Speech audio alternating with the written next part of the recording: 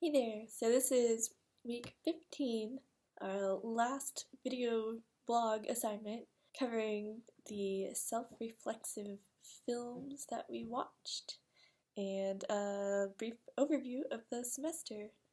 So with Memento, I don't know about you guys, but we had two different timelines going on at the same time. One of them was in black and white, which in itself, makes you realize, okay, this is footage. I had to keep kind of backtracking every time they added another color segment because I had to tell my brain, okay, this is happening just before the scene that you just watched, and then I'd kind of imagine, tie it all up together and then keep watching the film, but then they'd introduce what was happening chronologically in the black and white. It was very disorienting, which fits because of the unreliable narrator and his memory issues, but I had to keep having that going in my brain, and so that in itself is making you aware that you're looking at a movie.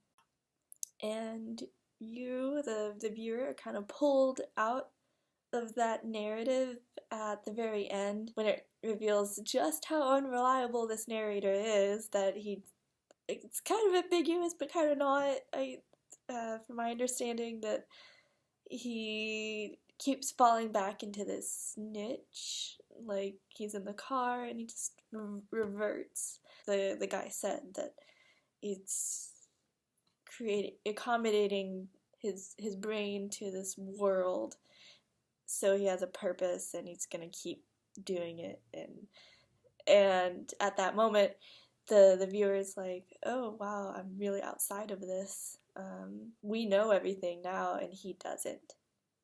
And by the time Toy Story 3 came out, there's quite a legacy, and it really lined up with the kids that grew up watching Toy Story 1, and then Toy Story 2 came out when they were kids, and now Toy Story 3 come out and they're like the same age as Andy, going off to college,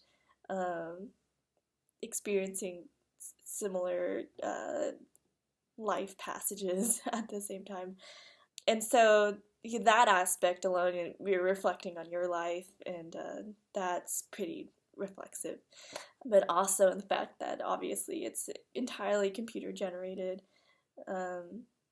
everything's effects, and as immersive as that is, you also marvel at the quality, especially having that frame of reference from the first Toy Story, the first, big feature film success of Pixar, and comparing those computer graphics from 1, 2, and 3, and by the time we get to 3, like the style is still there and consistent, but then you're also like, wow, the technology has really progressed, and all that's going on while you're crying and just admiring the film. And I think the more independent films are more prone to being more out there, a little more artistically free, I suppose. So what movie most surprised me? That's a kind of a difficult question. That Ingmar Bergman film was pretty disturbing, and there's so many twists and turns, and I was like, what is going on?